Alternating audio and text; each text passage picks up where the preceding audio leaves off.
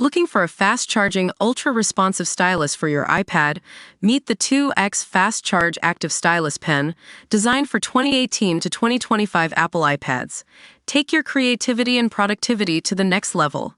Click the link in the video description to shop now on Amazon. Welcome back to Game Show Scoop, where we dive into the most surprising and little-known facts about your favorite shows and celebrities.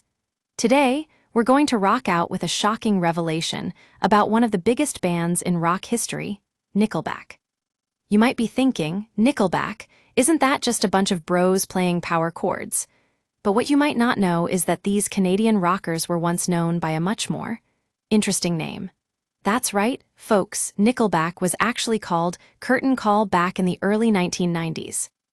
According to an interview with the band's lead singer, Chad Kroeger, they changed their name because they wanted something that would stand out from the crowd and make people sit up and take notice. And boy, did they ever succeed. With their new name, Nickelback started to gain traction in the Canadian music scene and eventually landed a record deal with EMI. But what's even more fascinating is that Curtain Call actually sounded like it could be a theatrical rock band, kind of like something out of a cheesy 80s musical. And who knows, maybe they would have been better off sticking with it. I mean, can you imagine if Nickelback had released their early singles under the name Curtain Call? It's hard to fathom. Fast forward to today, and we're still rocking out to hits like Photograph and Rockstar. But the question remains, what could have been?